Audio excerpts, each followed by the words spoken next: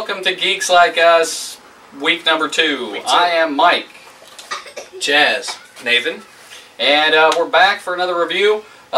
Check us out. We're not quite so close to each other. Yeah, not so lovey-dovey this week. We have a widescreen lens. We're moving up in technology. Those of you that saw last week, Steve will not be here from part 1. He's still digesting part 1. Yes, he is. But maybe in the future we'll see him again if he ever recovers. This week we've got a total of 5 new reviews. The first one that we're going to talk about today, Worlds of Dungeons & Dragons. Yes. What do you guys think? I've read some of the other Dungeons & Dragons, the Forgotten Realms stuff with Drist. I mean, I've read the books and I've read the graphic novel versions. One of the big problems I've seen is they'll usually have excellent artwork on their covers. The first couple issues will have great artwork, but after that, they start changing artists all the time. I mean, the Drist section in this, pretty good artwork. It wasn't very cartoony, but then you got to the Dragonlance section with Raceland, and it was just, it was subpar, in my opinion. Well, the artwork on this was definitely different than what Devil's Due has put out in both the Forgotten Realms books and the Dragonlance books thus far. This was much more pencily and less inky.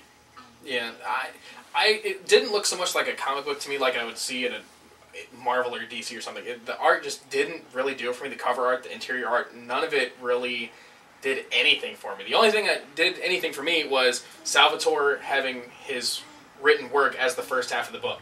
I like Salvatore stuff, love all the novels of his I read, so I was hooked on the story. Not a big fan of the drow elves or whatever, but otherwise, really good. Second part of the book, big disappointment. No really redeeming value for me. Yeah, I'm in agreement. For me, the Forgotten Realms part, much better. The story was a little slow in parts, I thought, but I'm still wanting to see what happens in the second half. I think for a new reader coming into this, if you haven't read the novels, you know, if you haven't been assisted by the pictures already, you know, it would be hard to jump into this and really get hooked without already having knowledge. Like you said, the Drist story, it was well written. It got your attention, but it really gave you nothing as far as the character. Maybe a hook to try and get them to go out and buy other merchandise. Who knows? The Dragonlance, they stole that pretty much right out of a book. And I might be nitpicking. I've read Dragonlance. Orcs don't exist in Dragonlance, but in the comic book, they reference orcs. You are nitpicking.